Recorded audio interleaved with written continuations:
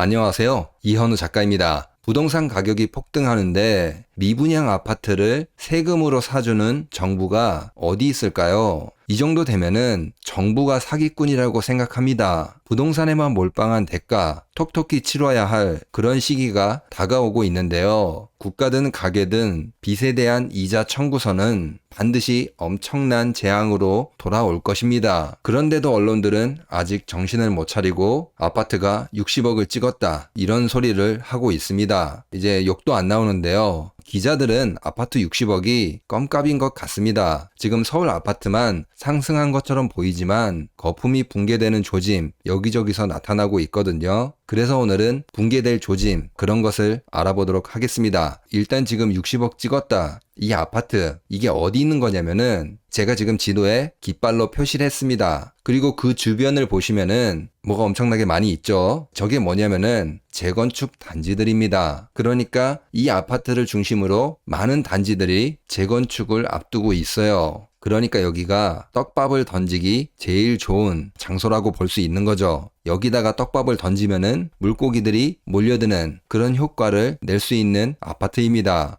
여기 단지 가격을 높여놓고 주변 단지들이 재건축하면서 분양을 할 때 가격을 높게 부를 수 있는 그런 효과를 가져올 수 있는 거죠. 그리고 저기 아파트에서 2024년 거래가 취소된 것들 이거를 몇 개를 살펴봤는데 아니나 다를까 좀 높은 가격으로 거래된 것들 취소가 많이 나왔습니다. 그리고 취소가 나온 것들 기사로도 많이 나왔어요. 지금 분홍색으로 표시가 된 부분 133제곱미터 3월에 63억에 거래가 됐어요. 그런데 2달 지나서 5월 달에 거래가 취소가 됐는데 이게 6월 달에 기사에 나왔습니다. 좀 이상하죠? 그리고 6월 1일 날 거래가 된 84제곱미터 42억 5천에 거래가 됐는데 이거는 6월 17일 날 거래가 취소가 됐어요. 그리고 7월에 기사가 나왔는데 신기하게 8월에 등기가 됐습니다. 저 같은 유튜버들이 집요하게 쫓아가니까 다시 등기를 한 것 같아요. 이러한 일들이 굉장히 많습니다. 취소됐다가 기사 나왔다가 기술이라고 할까요? 이러한 거래들이 굉장히 많습니다. 그렇기 때문에 이런 부동산이 정말 상승했다고 고지고대로 믿는 사람들이 많이 없을 거라고 생각해요. 실제로 지금 많은 사람들이 돈이 있음에도 불구하고 부동산 투자를 망설이고 있습니다. 보시면은 은행 대기자금 25조 늘었다, 28조 증가했다 이러한 기사들도 나오고 있어요. 아무리 사람들한테 몇십억이다 이렇게 떡밥을 던지고 꼬드겨도 통하지 않는다 그 말이죠. 이게 거품이라는 거를 확실히 알고 있다는 거예요. 거품이라고 확신하는 이유는 간단합니다. 부채가 폭발 직전입니다. 그리고 지금 한국은행 총재, 금융감독원장 이 둘이서 갑자기 가계부채를 잡겠다, 줄여야 한다 이런 식으로 같이 이야기를 하고 있어요. 원래 가계부채를 충분히 잡을 수 있었던 그런 권한을 가지고 있던 사람들이 갑자기 이렇게 말한다는 거는 뭔가 문제가 있어 보입니다. 제 생각에는 IMF에서 경고를 먹은 것 같아요. 가계부채 안 줄이면은 신용등급 문제가 생길 수도 있다. 이런 식으로 통보를 받은 것 같아요. 그래서 그런지 갑자기 급하게 움직이고 있습니다. 부채로 떠받치는 그 부동산 이제 한계에 이르렀다. 그렇게 볼 수 있는 거죠. 그리고 지금 우리가 한 가지 비교해 봐야 될 게 있습니다. 바로 중국 부동산 거품의 붕괴입니다.